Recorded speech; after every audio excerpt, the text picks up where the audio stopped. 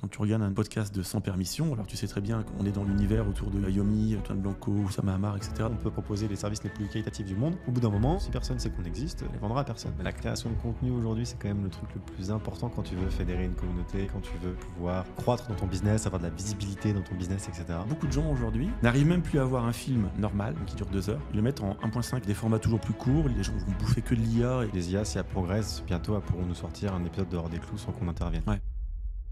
Bienvenue à tous sur ce nouvel épisode. On est content de vous retrouver avec Hugo encore une fois.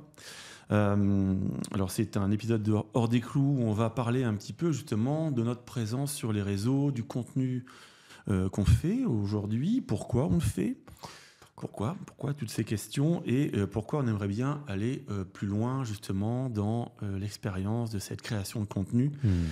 Alors, vous le voyez, au jour d'aujourd'hui, on n'est pas encore dans un studio comme on aimerait l'être, c'est-à-dire on n'a pas encore le décor incroyable, on n'a pas encore l'équipement, même si ça commence à venir tout doucement, mais on n'a pas encore tout ce qu'il faut. Ça va se faire progressivement. C'est vrai qu'on essaye de prendre, on va dire, sur notre temps professionnel et opérationnel qui est déjà assez intense toute la semaine.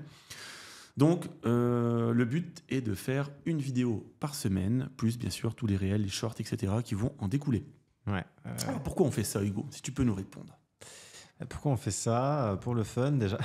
Déjà, bah si, aussi, c'est vrai, aussi parce que ça nous fait plaisir de nous retrouver. C'est vrai. C'est un prétexte finalement pour se retrouver et discuter. Ouais, tout à fait. Discuter, dire des conneries et puis parler business entre nous, voilà. Non, c'est vrai que... Alors, pourquoi? Tout simplement parce que je pense qu'on ne l'apprend à personne, mais la création de contenu aujourd'hui, c'est quand même le truc le plus important quand tu veux fédérer une communauté, quand tu veux pouvoir croître dans ton business, avoir de la visibilité dans ton business, etc. Et nous, on a toujours fait un peu nos business dans nos coins. Tu vois, moi, j'ai toujours fait mes business e-commerce sans en parler, en fait. Sans en parler, j'envoyais mes trucs. Alors, mes business ont leur propre brand et donc ont une stratégie de communication avec du contenu aussi, mais beaucoup plus orienté publicité, etc. Et à côté, mon agence web, on s'est fait connaître un peu parce que je partageais un peu sur mon Instagram mes résultats. Des gens m'ont démarché, m'ont dit « Ouais, je veux faire la même chose ». Donc, nous, on a construit une agence un peu comme ça, de cette manière-là. Incubox, en fait, vous avez vu quand même que quand tu as eu une présence chez d'autres créateurs de contenu, ça a apporté beaucoup Incubox. C'est vrai. Et ça fait longtemps en fait que toi et moi on discute, on sait ouais, il faut qu'on fasse plus de contenu, etc. Ça fait longtemps qu'on essaye un peu, mais c'est toujours sur le côté parce qu'on n'a pas beaucoup de temps, parce que c'est pas notre métier non plus de base, donc c'est souvent des choses qu'on a toujours déléguées, nous, la création de vidéos, etc. Donc ça a toujours été fait un peu à l'arrache. On s'était chauffé comme il y a un peu plus d'un an, je crois, sur les contenus courts TikTok et tout. Ouais, il y a un peu plus d'un an, un an et demi déjà même, limite. Ouais, tout à fait. Mais on n'a jamais pris le temps suffisamment. Et c'est vrai que là, finalement, je pense qu'on voit un peu, enfin en tout cas moi de mon côté, je le vois, vu que j'ai mon côté e-commerce qui s'est pris une gifle, notamment à cause d'un blocage PayPal que j'ai déjà évoqué ici, que j'ai encore plus évoqué sur ma chaîne YouTube, qui m'a fait réaliser quand même que c'était important que j'arrive à dégager suffisamment de temps pour être beaucoup plus présent sur les réseaux sociaux, pour aller chercher, enfin beaucoup plus de visibilité, aller chercher beaucoup plus de visibilité, pour que dans les cas un peu, pas d'urgence, mais les cas où tu te prends une vague dans ton business, tu puisses te reposer sur d'autres choses. Parce qu'il faut savoir que dans la création de contenu, le nombre de rémunérations possibles. Typiquement, déjà, tu as la rémunération des plateformes. TikTok rémunère, YouTube rémunère quand tu arrives à un certain stade, donc tu as une nouvelle source de revenus à ce niveau-là. On en est loin pour l'instant. Abonnez-vous. Mais il y a ça. Ensuite, tu as l'affiliation. Tu as juste, surtout nous on parle de business, donc on peut présenter beaucoup d'outils. Moi je pense notamment par exemple ne serait-ce qu'à Shopify. Sur ma chaîne YouTube, je vais faire des contenus autour de Shopify, sur comment on crée des trucs. Le lien Shopify en bio. Les gens qui vont s'inscrire sur Shopify par ce lien, moi je vais toucher de l'argent. Donc il y a de l'affiliation sur plein d'outils comme ça, donc c'est une deuxième source de revenus. Ensuite, dès que tu as fédéré une audience, quand toi et moi on a une agence, et du coup typiquement on propose du service, donc on a de la visibilité sur nos services. Ça c'est pareil, c'est hyper important qu'effectivement on peut proposer les services les plus qualitatifs du monde. Au bout d'un moment, si personne sait qu'on existe, on les vendra à personne. Donc c'est important aussi pour cet aspect-là. Et encore plus loin, on peut créer des trucs dédiés à une audience. Pour l'instant, on a plein d'idées, mais typiquement, ce qui se fait le plus dans notre milieu, c'est typiquement faire une formation de vidéo, etc., qu'on pourrait à terme du coup essayer de produire. Mais typiquement, pour faire une bonne formation, souvent, c'est quand même plus intéressant de produire quand tu as déjà une audience, parce que tu sais que tu dois te concentrer sur un produit très qualitatif. C'est vrai que si aujourd'hui on se lançait dans la production d'une formation vidéo, sans avoir de canal d'acquisition solide, Ouais, bah, c'est... on ferait pas forcément un truc très quali parce qu'on serait en mode oui bon on sait même pas si ça va marcher, tandis que si jamais effectivement sur cette chaîne ou sur nos réseaux respectifs on arrivait à fédérer une communauté, on dirait bon bah là il y a un billet à prendre, et si billet à prendre il y a, faisons un bon produit pour être sûr que les gens sont bien satisfaits, pour qu'on n'ait pas grand monde à rembourser, pour qu'il y ait de la notoriété qui s'installe autour du produit qu'on va faire, et là on pourrait se dire ok on va prendre le temps de faire une super formation, un super produit parce qu'on sait qu'on va la vendre massivement quoi. Donc bon, tout ça on le sait depuis longtemps. Créer du contenu sur les différentes plateformes, ça peut apporter beaucoup de résultats et de stabilité sur plein d'autres trucs. Donc voilà pourquoi. Voilà pourquoi, pour avoir plus de sources de revenus, parce que c'est important, parce que moi je suis persuadé qu'aujourd'hui c'est beaucoup plus sécurisant d'avoir une chaîne YouTube à 100 000 abonnés par exemple qu'un CDI à 6 000 balles. Tu vois. C'est une chaîne YouTube, enfin une communauté, c'est des gens qui te suivent, c'est forcément une source de revenus. Peu importe ce que tu fais, tu peux tourner dans plein de sens différents, tu peux forcément faire de l'argent avec ça. Et ça te suivra, peu importe ce que tu fais. Moi, je préconiserais même à des gens qui sont en recherche d'emploi, qui ne savent pas trop comment faire, etc. Si vous avez des compétences, faites une chaîne YouTube. Parlez-en. Honnêtement, vous envoyez un CV vidéo, plus un CV papier, plus un lien vers vos réseaux, vos médias. Un RH, il ouvre et il voit que vous avez 100 vidéos sur votre sujet. Et si en plus vous avez une communauté, c'est tout cuit. Tout cuit. En plus, c'est souvent la question, oui, qui est-ce qu'on est en train de recruter? Est-ce qu'il m'a joué du violon pendant l'entretien? Qu'est-ce qui s'est passé, etc. C'est le meilleur CV qu'il faut. Meilleur CV du monde. Meilleur CV du monde. Peu importe ce que tu fais, c'est le meilleur CV du monde. Donc ouais, voilà, créer du contenu, moi, c'est tellement important sur tellement de niveaux qu'en fait, dans tous les cas, on perd pas de temps à en faire, quoi. Donc voilà comment est né Hors des Clous. Voilà pourquoi est-ce qu'on anime aussi nos réseaux beaucoup. Moi, j'ai créé ma chaîne YouTube récemment. Je vous invite à aller voir d'ailleurs la vidéo qui va sortir sur ton vlog à Bali, que je trouvais vraiment sympathique et très bien d'ailleurs. Quand ils verront cet épisode-là, mon vlog sera sorti il y a quelques semaines déjà, je pense. Mais allez-y, il est toujours là et c'est important. Et en plus, je suis à poil dans certaines scènes, c'est pour vous dire. Alors moi, comment dire, le fait de lancer Hors des Clous aujourd'hui, déjà, c'est parce que j'avais envie aussi de me détacher un petit peu, si tu veux, uniquement de ce qu'on fait nous chez Incubox. C'est-à-dire la partie agent e-commerce, fournisseur, etc. Bon, j'en ai évidemment pas mal parlé dans les TikTok que j'ai pu faire à une époque, puis j'ai arrêté parce que le côté organique en fait diminué évidemment avec le plan de rémunération TikTok qui m'a un petit peu noyé, comme beaucoup de créateurs je pense. Ça m'a un peu saoulé parce que je prenais déjà beaucoup de temps sur du temps que je n'avais pas. Donc c'est vrai que ça a attiré, on a eu pas mal de clients, pas mal de gens qu'on a accompagnés, etc., qui sont arrivés naturellement par ce biais, et puis beaucoup moins parce que voilà, j'étais un petit peu dilué. Et j'ai passé vraiment une année l'année passée. On a fait une sacrée progression en fait sur la partie Incubox, mais du coup, j'ai encore été à nouveau noyé dans l'opérationnel et là, on a recruté des postes importants chez Incubox depuis la fin d'année 2023, début d'année 2024. Et là, je vois vraiment une vraie différence en termes de gain de temps au jour d'aujourd'hui. Alors, je dis pas que je me paluche toute la journée, hein, mais loin de là. Mais par contre, ça me libère quand même du temps sur l'opérationnel qui me rattrapait quoi qu'il arrive. Et le fait de faire cette chaîne à deux, et puis d'avoir des invités, etc. Moi, ça naît aussi un peu d'une frustration, en fait, de voir d'autres personnes avancer vachement sur la création de contenu, de faire des choses de plus en plus qualitatives, de faire des rencontres professionnelles aussi, parce que finalement, quand tu animes comme ça du contenu, ça t'ouvre les portes aussi pour du réseau, réseau de gens intéressants qui vont aussi te faire avancer dans ton business. Et comme tu l'as dit tout à l'heure, j'ai une frustration aussi, c'est qu'il y a quelques années, Incubox était beaucoup plus connu qu'aujourd'hui. Je dis pas qu'on n'est pas connu aujourd'hui. Il y a beaucoup de gens qui nous connaissent, même des gens avec qui on n'a jamais travaillé, mais qui nous connaissent, mais qui ne travaillent pas avec nous pour tout un tas de raisons, parce que voilà, ils n'ont pas besoin d'avoir un agent, ou alors ils ont déjà un agent, ils ont déjà un écosystème, ils n'ont pas besoin de... Voilà, donc ça, il n'y a pas de problème. Mais c'est vrai qu'à une époque, on avait beaucoup plus de demandes entrantes, tout à fait organiques. On n'avait pas besoin de faire d'advertising, on n'avait pas besoin de faire de contenu, ça venait tout seul. Il suffisait de faire un post ou deux sur des groupes Facebook. Alors je parle vraiment des années 2019, 2020, tu vois, à l'époque où il y avait des groupes sur Facebook qui parlaient d'e-commerce, tu vois. Alors, ça paraît à la préhistoire. Et c'est vrai que voilà, il suffisait parfois que je réponde à un commentaire sur un groupe d'un mec qui dit où trouver un agent, et dans la journée, j'avais 4, 5, 10 messages de personnes qui voulaient prendre un rendez-vous téléphonique, etc. Donc on était beaucoup plus connus à une époque où on parlait vraiment plus de dropshipping. Tout bête. Et puis, c'est vrai que c'est un marché qui évolue vite. Il Il y a beaucoup de gens qui sont passés à d'autres étapes, il y a des gens qui sont partis dans la crypto, il y a des gens qui ont abandonné, il y a des gens, voilà. Et donc, il y a une nouvelle personne aujourd'hui qui ne nous connaissent pas. Et c'est vrai qu'aujourd'hui, comme je te l'avais dit dans un autre épisode, il y a beaucoup de formateurs aussi qui mettent en avant leur propre agent parce qu'ils ont des systèmes d'affiliation et c'est de bonne guerre, il n'y a pas de problème là-dessus. Mais du coup, voilà, je me dis non, on arrive à un moment en fait où je sens vraiment que j'ai plus de temps.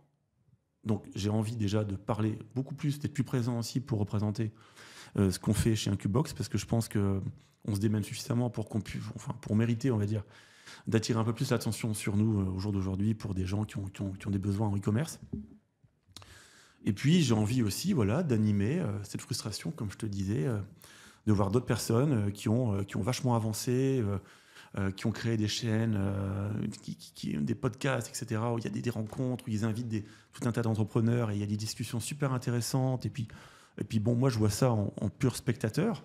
Alors, c'est super, mais je me dis, j'ai envie aussi d'être aussi acteur, on va dire, de cette démarche, quoi. Donc, c'est pour ça aussi que lancer Hors des Clous, même si on en est encore un peu qu'à nos débuts, mais est très, très important pour moi. Et j'ai vraiment envie qu'on mène un peu cette bataille cette année, et puis les années qui viennent, et puis vraiment mettre beaucoup de temps et d'énergie là-dedans.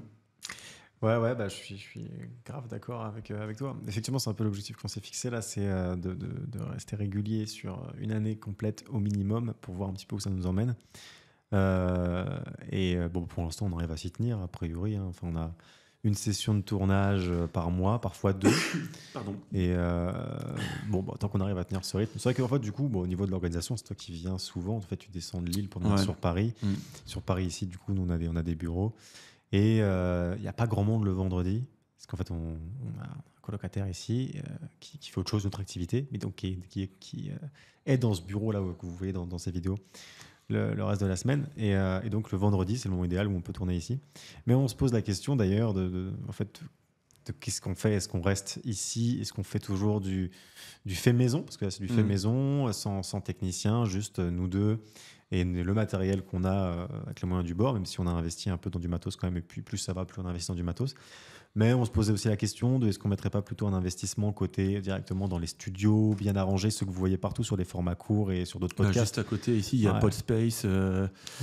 Donc oui, on pourrait très bien aller là-bas, réserver une session. Alors, c'est même pas une question de coût en réalité, c'est simplement que moi, personnellement, j'aime bien le côté un petit peu artisan du truc et j'aime bien maîtriser et contrôler le truc. Et je me dis, si on peut avoir notre propre studio avec notre propre matos, contrôler ça, faire ça quand on veut, sans rentrer comme ça sur un planning, attention, c'est tel jour, telle heure, c'est 2 heures, pas plus. Voilà, c'est vrai que c'est... Mais, comme tu dis, c'est un sujet aussi de peut-être, surtout quand on aura des invités, puisqu'on a déjà des personnes intéressantes et importantes qui sont tout à fait d'accord pour participer donc à nos podcasts. Bon, il faudra sans doute qu'on passe une étape en termes de professionnalisation pour être au niveau. Ah, c'est ça, on le voit, ne serait-ce que sur le tournage juste avant. On a une nouvelle cam. Une nouvelle cam. Donc on est content, c'est bien. Maintenant, on a 2 cams et tout, ça permet d'avoir un truc plus qualitatif. Mais la nouvelle cam qui nous fait, en fait, peut-être pour ceux qui connaissent, en fait, ceux qui font ce métier-là, savent, une cam qui toutes les 30 minutes en fait se coupe. Oui, ce qui est normal pour un réflexe en fait, mais sauf que ce modèle précis n'était pas censé se couper au bout de 30 minutes, c'était justement l'avantage de ce modèle. Donc bon, il y a peut-être une histoire de paramétrage, mais enfin voilà, ça reste du fait maison aujourd'hui et ça se ressent. Voilà. Donc bref, elle s'est coupée au mauvais moment et on a loupé des séquences importantes. Donc sur l'un des podcasts que vous avez peut-être vu ou que vous verrez. Normalement, qui est sorti avant. Ouais. Qui est sorti avant, mais bon, voilà. Sauf si vous tombez sur cette vidéo pour la première fois, une vidéo qui est sortie avant, ou à peu près la moitié du podcast, il n'y a plus que moi à l'image, puisque Hugo n'est plus filmé, tout simplement. Donc, c'est pour vous dire un peu les limites du fait maison tel qu'il est fait aujourd'hui. Mais enfin, bon, tout ça va changer encore une fois, on n'en est qu'à nos débuts. On aura du meilleur matos. Là, aujourd'hui, c'est vrai que c'est un studio un petit peu provisoire, on va dire. À voir aussi comment ça va se passer à partir de l'année prochaine, puisque l'année prochaine, comme tu le sais, moi je déménage définitivement, on va dire, en Thaïlande. Ouais, tout à fait. Je vais rejoindre mon associé là-bas sur Place Sylvain, et puis bon, ça fait très longtemps que j'arrête pas de faire des allers-retours. Bon, normalement, ça me fatigue et j'ai envie d'y rester avec la petite famille, et donc c'est vrai que ce sera un petit peu plus compliqué. Alors à moins que tu me rejoignes, puisque bon, potentiellement, sais que ça te taraude aussi un petit peu de bouger.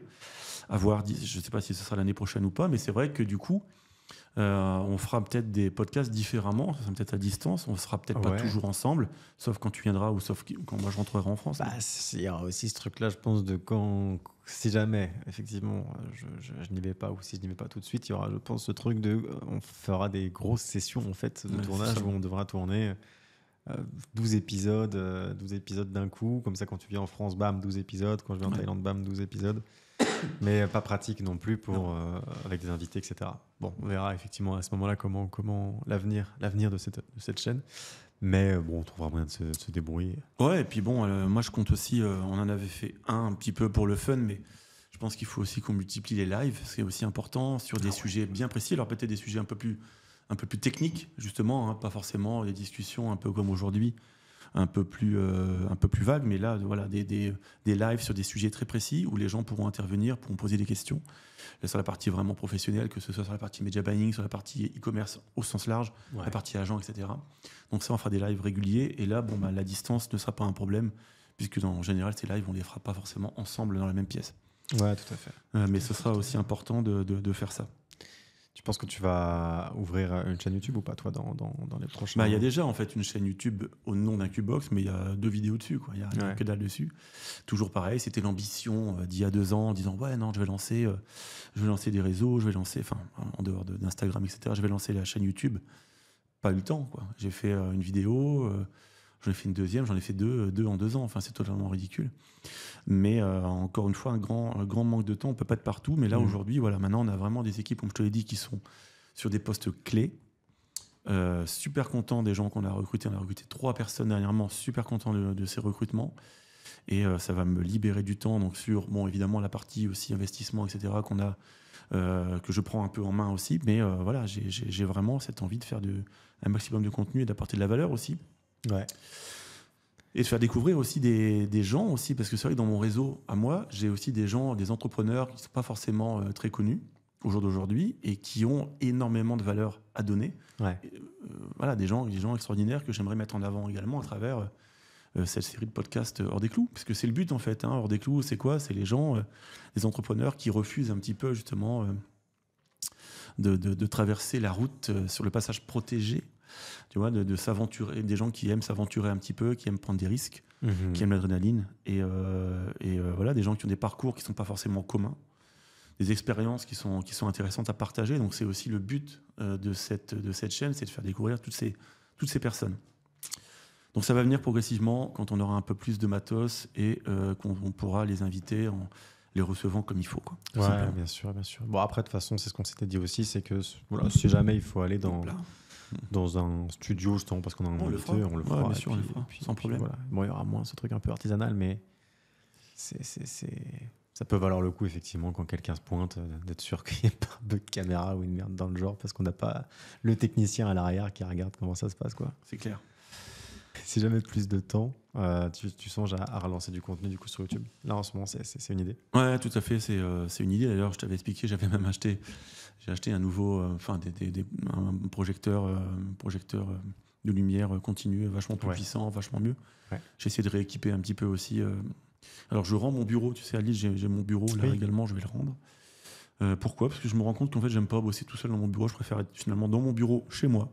Je pensais justement que sortir de chez moi pour pouvoir revenir, etc., j'apprécierais mieux. Au final, non, j'ai plus envie d'y être.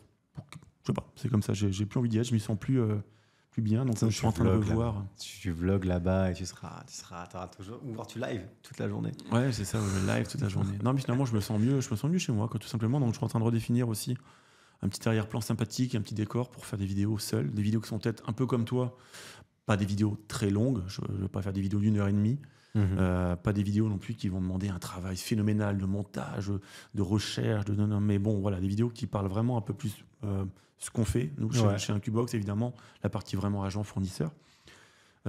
Puis pourquoi pas, parler simplement d'entrepreneuriat aussi, tel que j'ai pu le faire sur TikTok aussi à l'époque. Ouais. Mais j'ai envie de refaire des vidéos, puis j'ai envie de vraiment de relancer, ou lancer, disons même, c'est une chaîne YouTube. Non, c'est même pas une histoire de faire des vues, c'est simplement d'être présent et de prendre du plaisir aussi à faire ça. Parce que finalement, j'aime bien, tu vois, j'aime bien faire ça. C'est juste que j'avais pas le temps de le faire, mais j'aime bien. Ouais, je suis d'accord avec ça. Enfin, moi, j'ai le même feeling. Là, il y a plein de sujets que je voulais aborder. Et effectivement, malgré la petite présence, même si c'est une petite présence sur les réseaux, j'avais quand même des questions qui revenaient assez régulièrement sur notre métier, sur les enjeux en e-commerce et tout. Et c'est vrai que je vois déjà un peu que je peux gagner du temps. Parce que moi, je réponds à tout le monde. Sur Insta, je réponds vraiment à tout le monde. Et du coup, en fait, je vois déjà un peu le truc se dessiner où en fait, j'envoie vers ma vidéo. Je dis, mais ce sujet-là, je l'ai abordé, tiens. Et donc, c'est d'une pierre deux coups. Moi, non seulement, ça me fait plaisir d'avoir pris le temps de répondre. Et je me dis, cool, on fait monter un peu l'algo et tout, il y a des vues, etc. aussi sur les vidéos, donc ça marche bien. Et ouais, non, j'adore en plus. J'adore. Je l'ai remarqué en fait en commençant à faire du coaching de manière un peu plus massifiée, que je kiffe transmettre. Je vois qu'en fait, souvent, moi, j'ai un tarif horaire. À chaque fois, il y a un truc un peu défini sur l'heure. On déborde et ça me dérange pas, je vois même pas le temps passer. Et c'est juste mes alertes sur l'iPhone pour dire attention, faut que je passe à autre chose. Il y a un autre call, etc. qui me font que j'arrête. Parce qu'en fait, je prends beaucoup de plaisir à être avec quelqu'un qui est intéressé. Mais c'est ça qui fait le truc aussi, c'est quand les gens payent pour un coaching, ils sont intéressés. Ils sont factuellement en mode je veux avancer sur un sujet. Et ça me passionne en fait. Et le fait du coup de prendre beaucoup de plaisir et tout à transmettre comme ça, je me suis dit, en fait, il faut que j'arrive à créer un écosystème. Si j'arrive à le faire en one-one, peut-être qu'il faut que j'arrive à le faire aussi devant une caméra. Pourquoi pas devant après un public ou un truc comme ça, mais en tout cas j'adore le faire, donc j'ai envie d'avancer dans ce sens-là et ça fait partie des raisons pour lesquelles je crée le contenu. Maintenant, tu vois, et ça va se ressentir un peu sur les vidéos que j'ai sorties là, on sent des lacunes par contre sur le reste, justement sur le côté vidéaste, parce que justement j'adore du coup parler des sujets que je maîtrise. Par contre, j'ai un peu la flemme de tout ce qu'il y a autour. Montage, miniature, qualité vidéo. T'es pas folle sur les premières. Par contre, sur le vlog à Bali, top. Ouais, et pourtant, c'est juste à l'iPhone, etc. Enfin, en tout cas, je sens que j'ai des lacunes là-dessus. Donc, en plus, vu que je fais des grosses sessions de tournage, tu vois, typiquement, là, il y a une vidéo tous les 2 jours qui sort. Et il y a eu des remarques sur des trucs et tout. Je suis OK. Tu vois, c'est vrai que ça, il faut que j'améliore, ça, faut que j'améliore. Mais du coup, les gens, ils voient les autres vidéos sortir, ils font, mais du coup, tu prends pas en compte. Si, je prends en compte. C'est juste que là, j'ai toutes les vidéos du mois de mai qui ont été tournées dans ces conditions. Et donc, j'ai une autre session de tournage là, fin mai, et il y a des choses qui seront un petit peu corrigées pour toutes les vidéos de juin. Mais typiquement, avec nos emplois du temps, je peux que faire comme ça, quoi. Je peux que faire des grosses sessions de tournage. C'est ce qu'on disait ce midi. Là, on était en terrasse en train de manger, entre deux enregistrements de podcast, justement. Ouais. Et on disait qu'aujourd'hui, le problème, c'est qu'en fait, le média YouTube, principalement YouTube, je l'entends, était de base un média sur lequel n'importe qui, avec une caméra, un téléphone, pouvait se filmer, pouvoir raconter sa vie, etc. Le principe du vlog était très à la mode. Alors, ça a disparu, puis c'est revenu un petit peu, mais la qualité n'était pas forcément l'attente première, en fait, ni des créateurs de contenu, ni des personnes qui regardaient ces contenus. Ouais. Et puis, l'arrivée des gros youtubeurs qui se sont fait sponsoriser, encadrer par des agences, puis des studios. Puis il y a eu vraiment des moyens de type télévisuel qui sont arrivés au jour d'aujourd'hui. Alors si on parle même que des podcasts, simplement même tournés autour du business, que ce soit l'immobilier, les cryptos, la bourse, le e-commerce, etc. Aujourd'hui, c'est vrai que quand tu regardes un podcast de Sans Permission, alors tu sais très bien qu'on est dans l'univers autour de Yomi, Antoine Blanco, Oussama Hamar, etc. Donc il y a effectivement du budget, gros budget, mais c'est vrai que évidemment tu as une qualité audiovisuelle impeccable. Il y a des gens et des équipes, comme tu disais, des gens qui sont bien payés, compétents, etc. Il y a vraiment les moyens et c'est difficile en fait de rivaliser. Et c'est vrai qu'on s'habitue en tant que spectateur à voir des contenus avec une qualité irréprochable. Et c'est vrai que quand tu arrives derrière avec un petit peu de matos, et vous voyez, même si c'est très peu de choses, mais 2-3 lampes, 2-3 réflexes, une table de mixage, des micro-cheurs, etc., c'est déjà des investissements. Alors bon, ça va, on a les moyens de pouvoir se les acheter, mais je dirais c'est quand même des investissements qui sont à prendre en compte. Et pour n'importe qui ne peut pas forcément se lancer dans un podcast de qualité professionnelle tout de suite. Surtout que le matos, c'est un coût, mais c'est surtout qu'on voit qu'effectivement, c'est déjà bien installé. Donc, ils n'ont pas besoin de consacrer du temps à l'installation de la pièce, etc. Nous, du coup, vu qu'effectivement, pour l'instant, c'est aussi une question d'équipe, on n'a pas les équipes pour faire ça. Vu qu'on fait un tournage tous les mois, on va pas commencer à prendre des techniciens, etc. Et effectivement, en fait, du coup, il faut installer tout le matos, installer correctement les lumières. Et vu que du coup, c'est pas notre métier, on a aussi pas mal de bricolage en fait qui se fait. Où on fait, ok, là, est-ce qu'on est bien, etc. Et c'est assez frustrant parce que même je comprends que des gens qui se lancent même pas pour ça, c'est qu'en fait, effectivement, tu as tellement des rendus sur YouTube qui sont très qualitatifs, son, image, tout ça est très très bon. La production de manière générale est très très bonne. qui fait qu'il y a beaucoup de gens qui ont envie, mais qui ne passent pas à l'action parce qu'ils disent, en fait, je ne pourrais jamais produire ça, parce qu'ils n'ont pas les moyens d'aller produire ça. Et du coup, petit message quand même pour ceux qui veulent se lancer, qui veulent créer du contenu, bordel, faites-le dans tous les cas. C'est un petit peu ce que disait, d'ailleurs, il y a même une formation qui a été faite par Antoine BM, qui sort toujours une formation sur tout un tas de choses. Et c'est toujours intéressant d'ailleurs ce qu'il fait. Et il a fait une formation, il me semble, sur les vidéos moches. Et il expliquait qu'en fait, voilà, donc oui, effectivement, au jour d'aujourd'hui, il y a des créations d'un niveau totalement professionnel et que beaucoup de gens n'oseraient pas se lancer parce qu'en disant non, mais j'ai pas le niveau, je vais être totalement ridicule. Non pas sur le fond, mais sur la forme. Ouais. Et au final, il y a des vidéos, il y a des gens qui performent. Mais oui. Alors, c'est l'assiduité, c'est le côté résilience, c'est le fait de se dire, ok, je vais faire une vidéo, 2 vidéos, 10 vidéos, 20 vidéos, 100 vidéos. Ouais. Ce sera peut-être pas fou en termes de qualité, mais je vais m'améliorer. Et progressivement, si le fond est intéressant, l'audience va suivre. Grave. Progressivement, l'audience va suivre. On parlait tout à l'heure de Lena Situation. Elle a fait, je ne sais plus, 200, 300 vidéos avant de commencer à percer. Honnêtement, ces vidéos, au début, c'était à chier. Et finalement, c'est devenu son style, de faire des vidéos d'un style justement un petit peu à la cool, quoi, comme ça. Et voilà, donc je pense qu'effectivement, à partir du moment où vous avez des choses à dire, c'est ça l'essentiel, des choses à dire, des choses à raconter, que ce soit sur votre passion, que ce soit votre métier ou une passion, vous aurez dans tous les cas une communauté qui va se former. Et puis après, vous aurez effectivement des moyens, comme tu le disais tout à l'heure, la création de contenu amènera des moyens d'une manière ou d'une autre, et ça permettra de faire grandir une communauté, de pouvoir vendre ce que vous avez à vendre, tout simplement. Ouais, non, mais c'est ça, c'est qu'effectivement, il ne faut surtout pas que ça devienne paralysant, en fait, de se dire, bon, trop de contenu qualitatif, et du coup, je veux pas y aller. Non, mais il faut faire. Et il y a un truc un petit peu comme ça, c'est que de toute façon, moi, c'est comme ça que je le ressens. Il est hors de question que je mette le paquet, que je consacre trop de mon temps à créer une vidéo parfaite, alors qu'il n'y a pas encore une audience, justement. Je préfère que fédérer, voir un petit peu si ça mord, voir déjà si les gens accrochent avec mon style, ma personnalité, etc. Et dès qu'il y aura des gens qui seront réunis autour du fond, pas de la forme, je mettrai le paquet sur la forme pour respecter l'audience aussi, comme tu disais. Toi, t'aimes bien quand t'as l'impression qu'on te respecte aussi en tant que consommateur, quand on te sort un truc bien léché, bien, où tous les détails ont été pensés, etc. Et je suis d'accord dans l'absolu. Donc effectivement, une fois que l'audience est là et que tu comprends que tu as apporté de la valeur parce que les gens sont là alors que tu n'as pas soigné beaucoup tes vidéos, tu fais ok, d'accord, bon. Maintenant, je vais m'occuper de la forme pour faire en sorte de vous délivrer un truc qui est de plus en plus qualitatif. Et même les vidéastes, divertissement, etc., le font. Hein.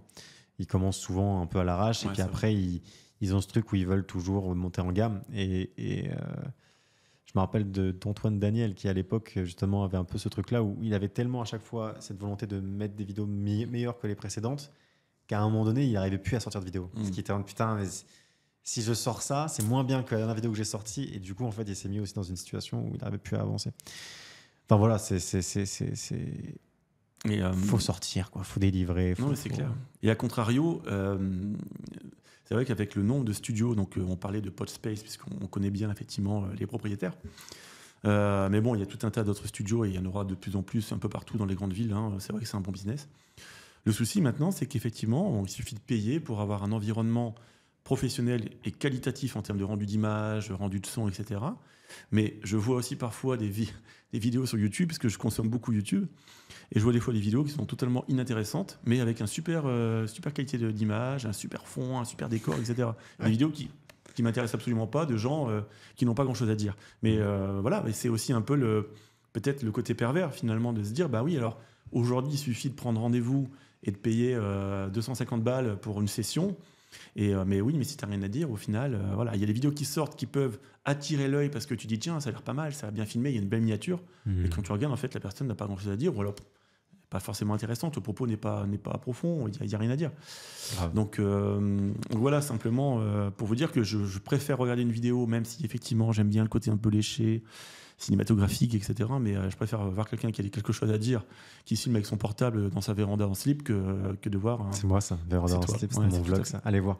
Tout à fait toi. Non mais c'est vrai, je suis d'accord avec toi.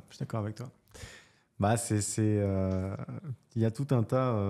Les créateurs de contenu divertissement, en ce moment, on parle de ça. On parle du fait que même eux, ils se sont alignés sur des trucs too much. Ils sont que sur de la grosse production. C'est les plus gros concepts. Ils mettent plusieurs centaines de milliers d'euros sur la table. Et tu vois, des concepts GP Explorer avec Squeezie, mais ils ont tous sorti des grosses productions récemment. Et même eux, du coup, savent plus trop sur quel pied danser, quoi. Ils sont putain. Maintenant, on est obligé de faire ça, alors qu'à la base, c'est quand même des types qui juste faisaient rire dans leur chambre, quoi. Et c'est super, super difficile. Enfin, je sais que, par exemple, McFly et Carlito, qui en parlaient récemment, qui disaient ils ont changé totalement de façon de faire. Ils ont fait concept sensationnel sur concept sensationnel, et du coup, là, ils sont repassés à quelque chose de plus. Ils ont quand même fait dernièrement qui fera le plus grand nombre de tours de Toutati sur Parc Astérix. Tu vois, il y a quand même une production qui est quand même importante. Tu fais venir des gens, c'est vrai. Tu mobilises, enfin bon, j'imagine que c'est en partenariat avec le parc, etc. Ouais. Mais c'est une exception. C'est une exception, dans les vidéos qui sortent. C'est une exception parmi, et peut-être qu'ils vont retomber. C'est sûr, ils vont retomber dans le même travers, tu vois, justement, de se dire, ils ont beau vouloir en sortir. La grosse production les ramène toujours, surtout quand t'as les équipes et les moyens de le faire à leur niveau de notoriété. Et c'est vrai que du coup, c'est devenu un peu la télé, quoi. Enfin, YouTube a un aspect production télé sur beaucoup de trucs. Je sais pas, ne serait-ce que pareil, il y a eu Danse avec les stars d'Internet avec Michou. Ouais. C'est pareil, tu vois, plus ça va, plus c'est la télé. Non, c'est clair, tout se confond. Et d'ailleurs, c'est marrant parce que ces podcasts, même, je parle sans permission, mais c'est évidemment parce que c'est devenu le podcast numéro 1 en termes de discussion comme ça autour d'un sujet business qui va dériver sur tout un tas d'autres de discussions ouvertes finalement, qui durent 1h30, 2 heures. Ouais. Ça ressemble en fait au débat. Tu sais, quand j'étais gamin, puisque oui, je suis un peu plus âgé que toi, mais quand j'étais gamin, il y avait des émissions débat à la télé qui commençaient tard le soir, à 22h30, 23h après le film, et ça durait des fois 2-3 heures comme ça, avec Bernard Pivot d'ailleurs qui est mort il y a quelques jours, mais il y avait droit de réponse, je sais plus, enfin tout un tas d'émissions comme ça. Et en fait, j'ai l'impression de retrouver un petit peu ces vieux exercices de débat. En fait, c'est finalement ce qui se passe. Et c'est très très long. Et c'est marrant parce que ça marche très bien et c'est en contradiction totale avec cette génération TikTok en fait où on scrolle, où les vidéos sont de plus en plus courtes, où il faut que ça aille de plus en plus vite. J'ai même lu d'ailleurs un truc que j'ai trouvé effarant où beaucoup de gens aujourd'hui, beaucoup de gens assez jeunes qui sont justement cette génération TikTok, tu vois, j'aime pas trop dire ça, mais bon voilà, pour résumer, n'arrivent même plus à avoir un film normal, un film qui dure 2 heures. Ils le mettent en 1.5 parce que ça les saoule, ça va être trop long. C'est ce que tu fais. Non, pas les films, heureusement, j'en suis pas là. Mais il y a un an, Clément, que tu connais, disait qu'il regardait les vidéos de divertissement sur YouTube en 1.5. Ouais. Moi, ça m'avait choqué. J'ai fait, non, mais franchement, non, et tout. Et maintenant, un an après, je le fais aussi. Je suis en 1.25 sur les vidéos de divertissement, ça y est. Parce qu'avant, je comprenais sur des contenus éducatifs. Je comprenais, tu vas aller plus vite, etc. et tout. Mais là, maintenant, même le divertissement, parfois, est pas assez long. Alors pourtant, ils mettent le paquet sur le montage et sur le rythme et tout. Hein. Mais ça dit beaucoup quand même de la manière dont nos cerveaux sont structurés. Enfin, on a structuré nos cerveaux et manipulé nos cerveaux. C'est incroyable. Ça fait flipper. Ça fait vraiment flipper. Ça fait flipper. Enfin, surtout sur des films. Encore une vidéo de divertissement. Voilà, si c'est par exemple McFly et Carlito qui font 35 tours de Toutatis, au bout d'un moment, tu dis bon, d'accord, j'en ai fait un, j'en ai vu 2, j'en ai vu 3. Il y en a un qui vomit, il y en a un qui se sent pas bien. Au bout d'un moment, tu as envie d'aller un peu plus vite. Mais un film, tu as l'atmosphère, tu as l'histoire, tu as le rendu, tu as l'univers, tu vois, tu as les sons, tu as la musique. Non, mais c'est totalement dingue. Mon point de vue aujourd'hui sur ça m'est jamais de la vie, un film et tout. Enfin, le rythme a été choisi, c'est une œuvre. C'est ça. Mais du coup, je touche du bois parce que je disais ça pour les vidéos de divertissement il y a un an. Ça se trouve, je vais être en mode ouais, putain, mais moi ça en x2 qu'on avance. Tu sais que c'est mes vidéos, à moi, les miennes, avant de les publier. Du coup, je les check, je vérifie que le montage s'est bien passé. Et je me mets en x2, moi, par contre. Ouais, mais bon, c'est tes vidéos, tu sais déjà ce que tu vas dire, il n'y a pas de suspense. Ouais. Mais bon, ce qui veut dire, enfin, moi, ce que je trouve très rassurant dans cette histoire, c'est qu'au final, il y a toujours de tout pour faire un monde, c'est-à-dire, grosso modo, on trouve sur YouTube aujourd'hui des vidéos, des shorts, alors, on va dire même sur les réseaux en général, si tu reprends TikTok, etc., des shorts, des vidéos de plus en plus courtes, où on t'en fout plein la gueule avec un montage ultra agressif, tout un tas d'effets, d'inserts qui arrivent, etc. Moi, je trouve ça même des fois irregardable parce que tu n'arrives même pas à te concentrer sur le sujet tellement tu as une explosion visuelle, tu vois. Ouais. Donc toujours plus dans le côté dynamique, le côté montage, ultra cut, etc. Et en même temps, il y a également la place pour des gens assis autour d'une table avec un micro qui vont parler pendant 2 heures. Et finalement, moi, je peux très bien rester 2 heures. Tu vois, hier c'était donc un jour férié, l'Ascension. J'ai travaillé à peu près jusqu'à 15 heures quand même à la maison. Et puis après, je me suis mis tranquillement. Et j'ai maté 2 longs podcasts autour du trading, parce que c'est un truc qui m'intéresse. 2 vidéos. J'ai enchaîné des vidéos qui duraient entre 1h30 et 2 heures, et je trouvais ça passionnant, tu vois. Et pourtant, c'est très mou, entre guillemets. Des gens qui parlent, blablabla, sur un sujet, assis, comme ça bouge pas, juste champ contre champ, un petit peu ce qu'on fait là maintenant, tu vois. Ouais. Mais ce que je veux dire, je trouve rassurant de voir qu'il y a les deux, que les deux peuvent coexister finalement. C'est vrai. Après, attention, beaucoup de gens qui écoutent les formats longs pour s'endormir. Si vous êtes en train de vous endormir, là, d'ailleurs, réveillez-vous. Tape dans les mains, là. Wake Allez. up. Wake up. Ouais, c'est vrai que j'entendais beaucoup ça. C'est qu'en fait, beaucoup de formats longs sont écoutés aux gens qui... Ouais. Parce que justement, ils sont tellement habitués à consommer un contenu rapide, explosif, etc. Mais ils ont quand même envie de consommer, c'est jusqu'au sommeil. Enfin, ça nous suit partout maintenant. Ouais, ça m'arrive aussi. Et en fait, du coup, c'est le format long, c'est le format des gens qui veulent s'endormir. Mm. Et même, ils cherchent souvent, j'avais vu une vidéo sur le sujet, ils cherchent souvent des sujets format long, souvent intéressants, mais pas trop. D'accord. si jamais c'est trop intéressant, tu t'endors pas. Le but, c'est que ce soit, voilà, c'est intéressant, mais bon, tu t'endors devant, c'est pas très grave. J'espère que c'est pas le cas pour nous. Que c'est vraiment celui où on ne peut pas s'endormir parce que c'est toujours des sujets trop intéressants. Et comment tu vois l'avenir, justement, dans les 5-10 ans, justement, de la création de contenu en général? Pas forcément... Est-ce que tu vois un retour, justement, à des formats peut-être un peu plus longs, un peu plus profonds? Ou est-ce qu'au contraire, c'est la course folle à des formats toujours plus courts, l'IA qui va remplacer finalement les créateurs de contenu en grande majorité, et les gens vont bouffer que de l'IA, et puis tout le monde va ressasser la même chose? Comment tu vois ça, toi? Bah, c'est vrai que c'est un peu difficile, je trouve, aujourd'hui de se projeter parce que là, maintenant, tout de suite, ça va super vite dans tous les sens. Au niveau des plateformes, je pense que dans tous les cas, quand tu crées du contenu, peu importe l'avenir des plateformes, bon, tu vois, Ouais. des gens qui faisaient du YouTube au tout début, enfin même pour remonter, ceux qui faisaient du Dailymotion pendant un temps ont basculé sur YouTube.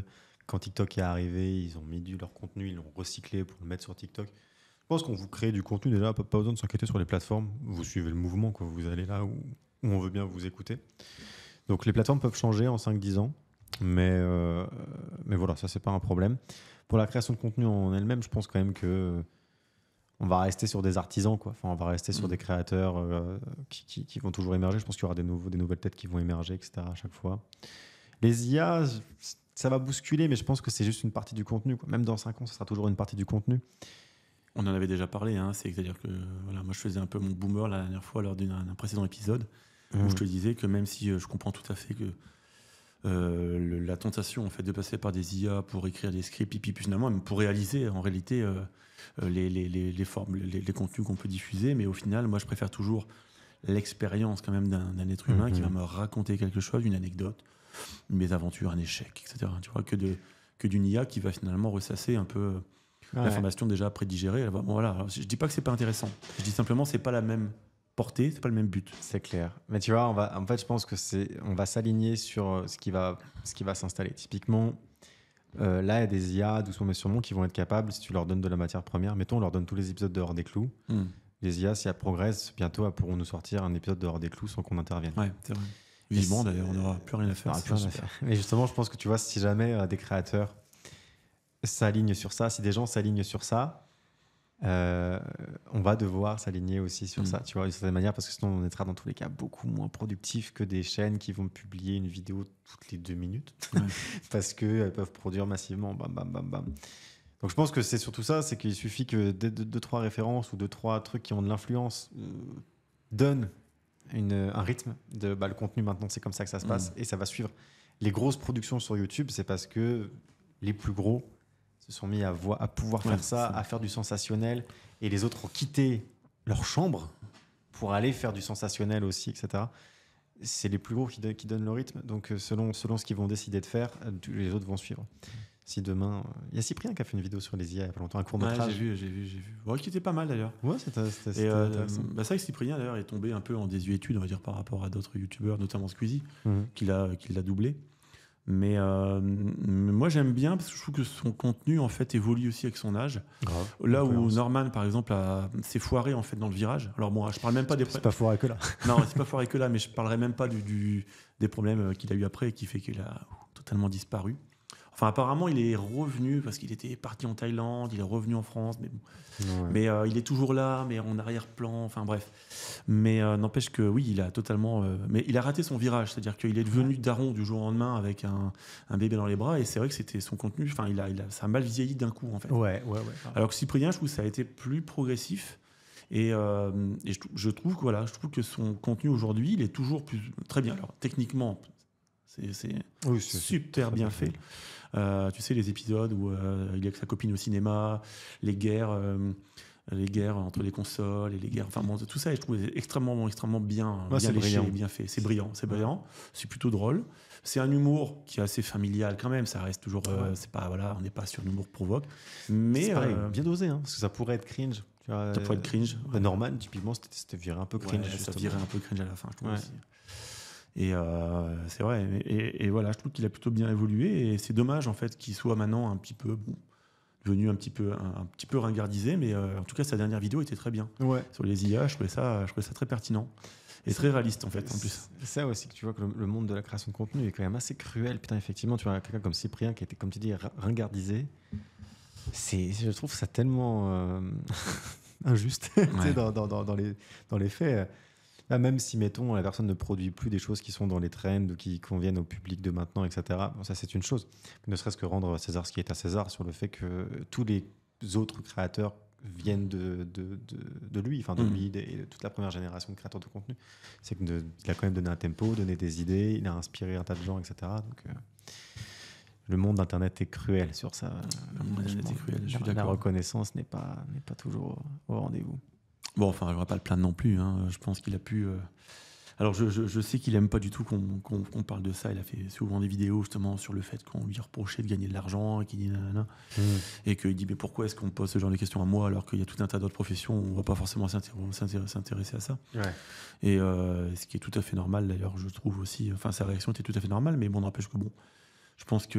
Mais c'est vrai que ça doit être frustrant malgré tout aussi quand tu es un créateur de contenu comme ça qui a été adulé pendant un temps. Et puis au bout d'un moment, bah, voilà, on te ringardise doucement. Ça doit être, alors que bon, le travail qu'il fait aujourd'hui, je trouvais très très qualitatif. Bon, voilà, on va pas non plus faire une pub que sur Cyprien, on va pas parler non Podcast plus. dédié à Cyprien. Mais voilà, donc oui. Mais alors justement, est-ce que justement cette authenticité aussi qu'on peut, enfin moi que j'apprécie, au-delà même de l'aspect technique et du professionnalisme de l'image et du son, Ouais.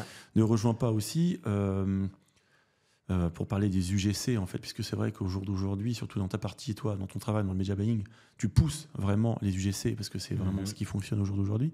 Donc les gens qu'on accompagne et les e-commerçants que tu accompagnes, que tu coaches ou qui sont tes clients, tu les pousses toujours à produire plus de contenu des créatives sur base de UGC. Mais est-ce que c'est pas justement cette authenticité même qui est simulée en réalité, mais qui fonctionne le mieux aujourd'hui, aussi pour vendre des produits?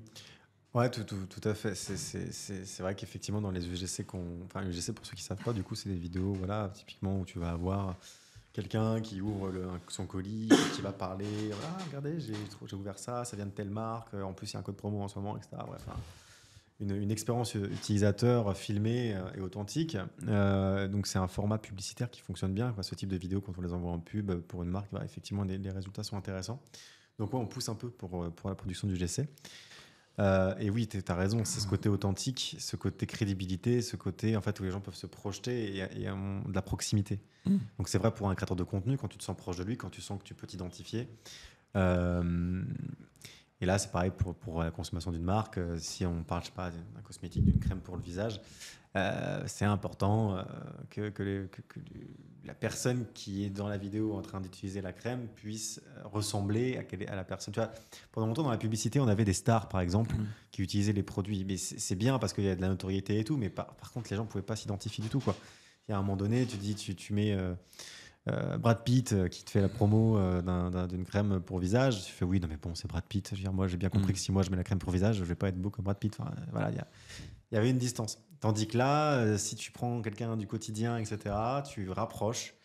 Et donc ça marche bien, effectivement, en publicité, de créer ce climat-là, d'authentique. Mais pourtant, j'avais lu aussi des articles sur, par exemple, la marque Victoria's Secret, pardon, qui avait justement promu des mannequins obèses, disons les choses comme ça. Enfin, je veux dire des gens qui étaient voilà, qui ne répondaient pas justement au code de la beauté tel que la marque le mettait en avant. Et finalement, ils ont rétropédalé, puisque en fait, le problème également, c'est pour ça que c'est un petit peu dur à comprendre en fait le succès des UGC, à mon sens. Ouais.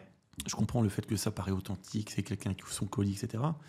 Mais est-ce que tu as envie vraiment de ressembler, tu vois, à monsieur et madame tout le monde en utilisant un produit, par exemple une crème, je me dis, bah, ou même voilà, de la lingerie, par exemple, comme Victoria's Secret, bah, tu te dis, ouais, mais d'accord, alors écoutez, si c'est pour ressembler à la nana Lana qui pèse 120 kilos, moi ça me fait pas rêver quoi. Quelque part, j'ai envie plutôt de ressembler à ce beau mannequin. J'ai l'impression qu'en enfilant cette lingerie, tu vois, je vais être métamorphosé. Alors bon, bien sûr, c'est une fausse promesse, mais Je pense que c'est une question de com et de positionnement. Effectivement, peut-être que j'ai pas suivi ce truc-là, mais Victoria's Secret, peut-être que du coup, ça correspond pas à cette image-là et qu'ils ont pas que leur clientèle en fait est pas sensible au mouvement body positive. Ouais.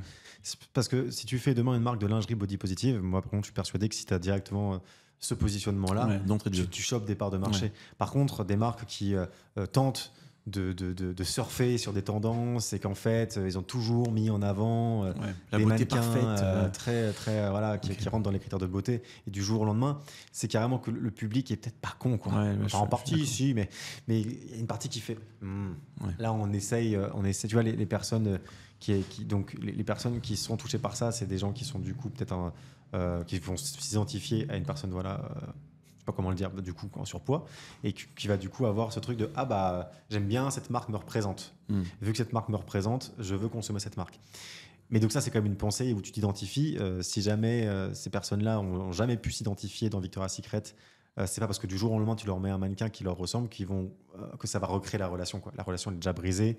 Ça fait peut-être déjà des années qu'ils savent qu'ils peuvent pas trouver de la lingerie à leur taille chez Victoria's Secret. Ça fait des années qui sont peut-être frustrés par ça. C'est pas parce que du jour au lendemain la marque fait un pas vers eux qu'eux vont refaire un pas vers la marque. Ouais, tout à fait. Alors que si du jour au lendemain ils ont des vidéos UGC d'une nouvelle marque qui émerge, qui elle du coup fait de la lingerie, mais vraiment orientée pour les gens qui ont des formes, et ben directement tu veux dire oh, bah voilà mon nouvel ami. Cette marque a compris qui on était, elle a compris ce qu'on ressent, etc. Donc je pense qu'il y a toujours un côté cohérence dans la direction artistique, la direction, enfin les valeurs de la marque, etc. Et tu as des marques qui le font avec beaucoup d'élégance, qui arrivent à transitionner pour s'aligner sur. Il y a d'autres marques où c'est trop brutal. Et est-ce que tu penses pas aussi que justement la tendance un peu des UGC, parce qu'on peut parler d'une tendance assez lourde, je trouve quand même, mais est-ce que c'est pas un petit peu, on va dire, le fast-food du marketing digital, et est-ce que ça risque pas d'abîmer aussi l'image des marques sur le long terme? Tu vois, des marques importantes, j'entends. Si tu fais que de l'UGC, ouais, il faut bien comprendre que, surtout quand tu es sur des gros comptes publicitaires, quand tu communiques sur plein d'aspects, à plein d'endroits et tout, c'est important d'avoir différents formats. Tu vois, typiquement, je sais pas, tu vois la marque Asphalt, leur vidéo publicitaire, tu vois à quoi elle ressemble? Ouais, tout à fait. Ouais, c'est super, super bien travaillé. Ouais, c'est des vidéos d'éducation, carrément. Ouais. On te fait étape par étape le produit, d'où il vient, comment, qui sont les équipes qui travaillent derrière. On te raconte, tu mets un pied dans l'entreprise. Typiquement, ça, c'est un format qu'Asphalt utilise, qui fonctionne bien et que c'est étonnant d'ailleurs, parce que des formats aussi longs en ads, etc., c'est rare que ça fonctionne. Donc, c'est parce que c'est bien fait et c'est cohérent avec leur DA, etc. Mais eux, si jamais du jour au lendemain, ils font que des UGC, scandaleux par rapport à leur cohérence. Par contre, que 10% de leur créative ça devienne de l'UGC, c'est très bien. Parce que je pense que c'est cette diversité qui vient, tu vois. Non seulement tu as l'univers de la marque, des vidéos et des créatives orientés univers de marque, orientés produits, production. Et à côté, tu as du retargeting, par exemple. Donc des gens qui t'ont déjà découvert, qui ont déjà mis un pied avec toi, qui vont voir en plus, du coup, des témoignages clients de Pierre qui va témoigner, qui va dire ah moi je suis client chez Asphalt depuis 3 ans maintenant, j'ai acheté le jean, j'ai acheté la casquette, j'ai acheté le t-shirt et c'est vrai que je dois admettre que les promesses sont au rendez-vous, etc. Là d'un coup tu crées carrément tu crées autre chose, tu crées de la relation, tu crées de l'identification, mais il y aurait eu que ça aurait servi pas grand chose. C'est parce que c'est cohérent, parce que c'est du retargeting, parce que donc si jamais une marque se met à faire que ça parce que c'est une trend et fait que de l'UGC, moi je pense que tu as raison. Ça va abîmer la marque. Ça abîme la marque, ouais. Donc c'est une question de dosage, c'est un cocktail cohérent et puis après il y a une production d'UGC qui n'aura pas la même patte selon la marque que tu es.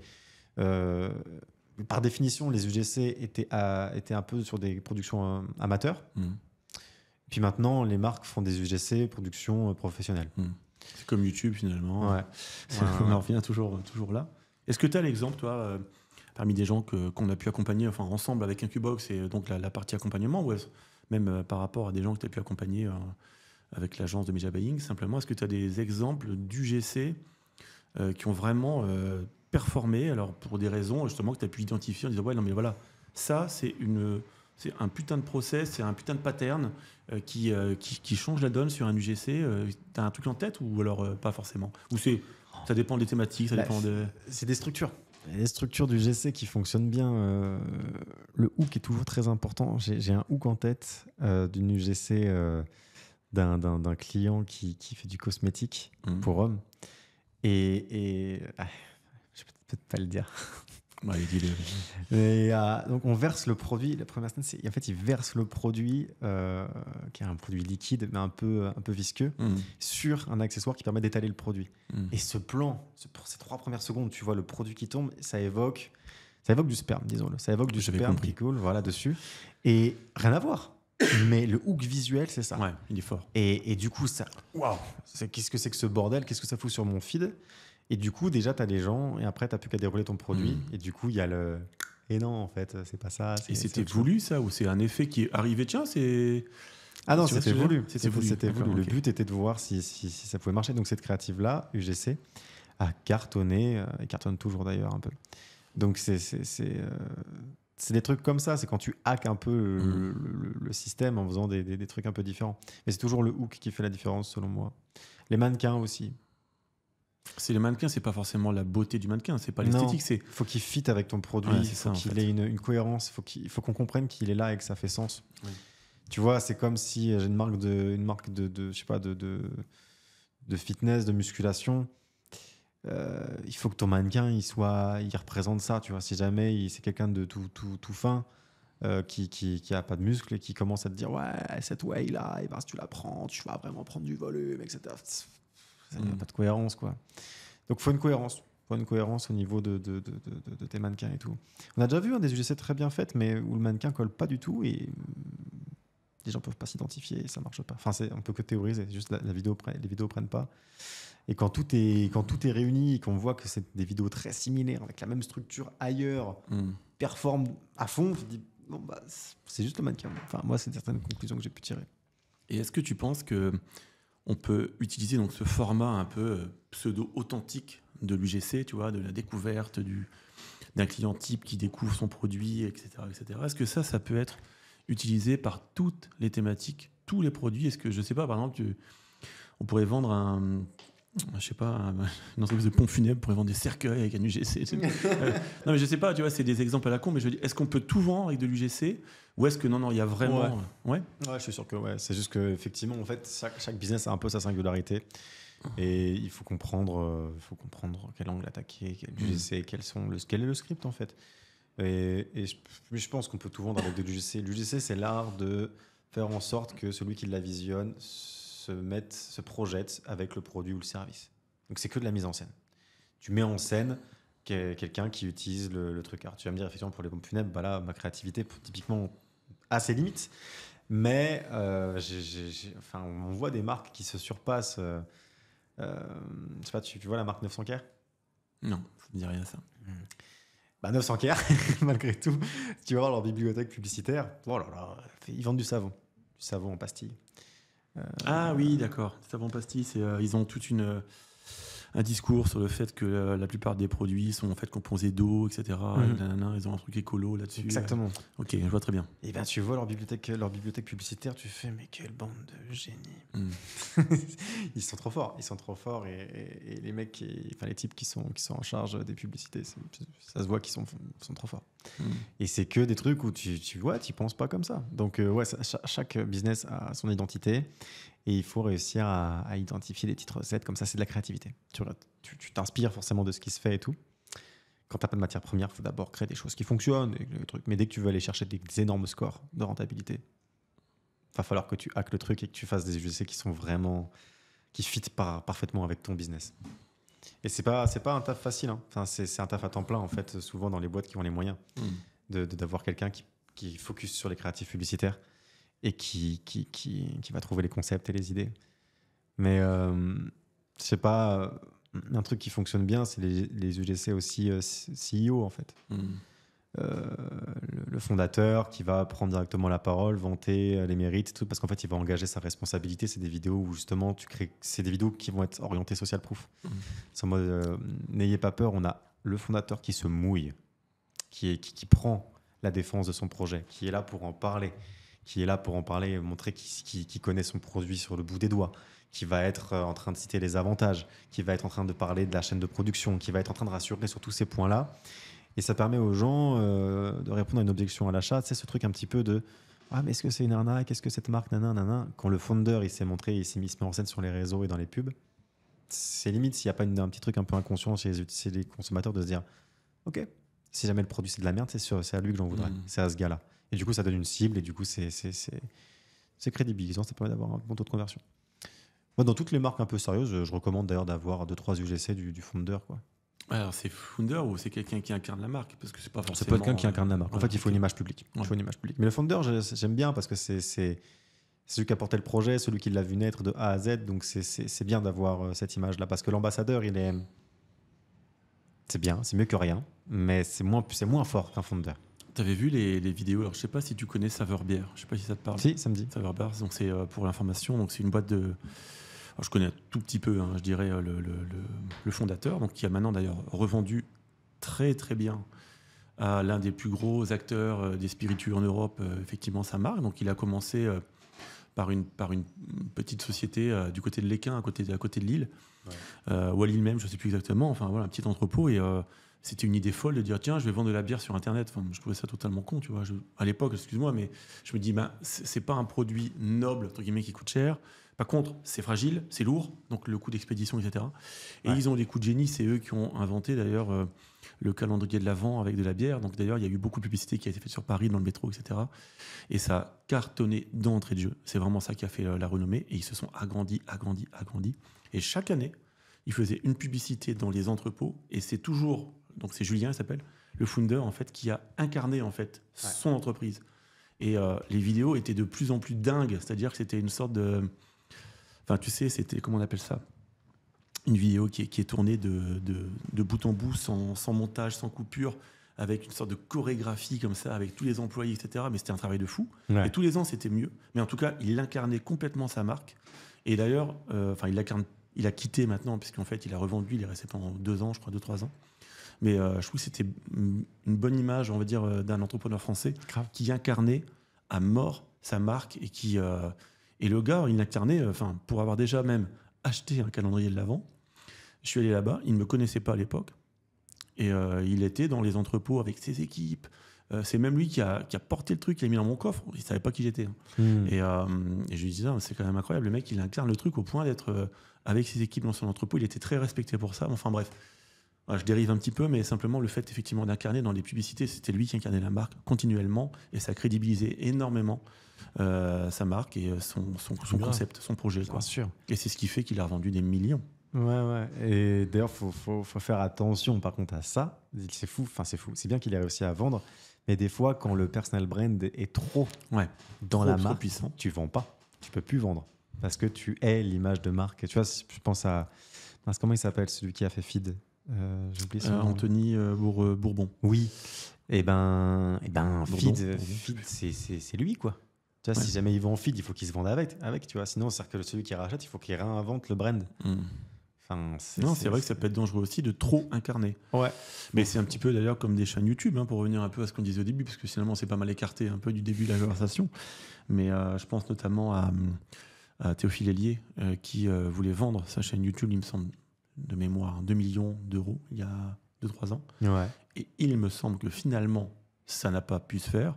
Parce que justement, il incarnait tellement sa chaîne YouTube que tu dis même s'il avait, oui d'accord, il avait une bibliothèque de vidéos incroyable en stock, mais malgré tout, s'il disparaît de la chaîne, quelle valeur a encore cette chaîne?